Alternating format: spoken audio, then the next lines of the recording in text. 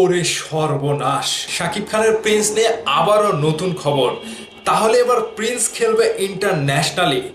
হঠাৎ করে নতুন একটি খবর দিল শাকিব খানের প্রিন্স সিনেমা নিয়ে। এবার প্রিন্সের সাথে অফিসিয়ালি চুক্তিবদ্ধ হলো দেশের স্বনামধন্য শীর্ষ অ্যাডভার্টাইজ মাস্টার স্ট্রোক এজেন্সি অ্যাশেন। ভাইরে ভাই, প্রিন্স কি করতে যাচ্ছে?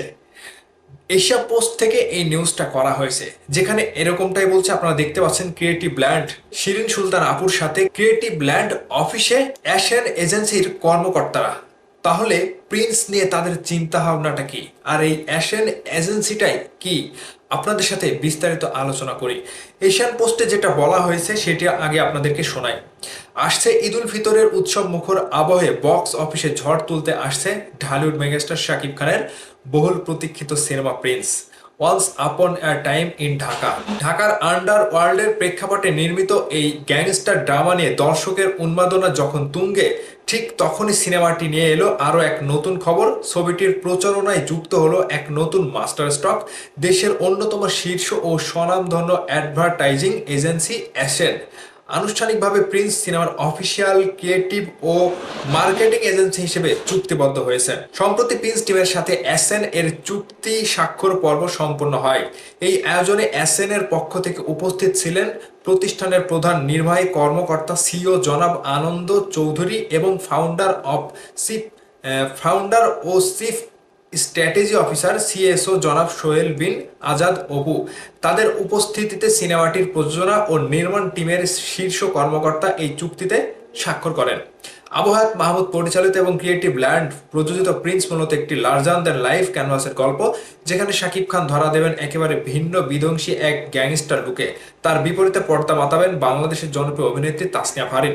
সিনেমাটির ভিজুয়াল এবং সিনেমাটোগ্রাফিতে আন্তর্জাতিক মান নিশ্চিত করতে ক্যামেরার পেছনে থাকছেন বলিউড ব্লকবাস্টার অ্যানিমেল খ্যাত চিত্রগ্রাহক অমিত রায়। এই যে অ্যাডভার্টাইজ এজেন্সি অ্যাশেনের কাজটা কি?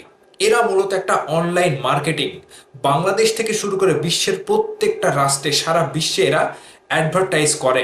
বিশেষ করে আমি যতটুকু ধারণা পাচ্ছি যে প্রিন্স সিনেমাটি এই এজেন্সির মাধ্যমে এরা মূলত আবার আরো একটি কাজ করে থাকে।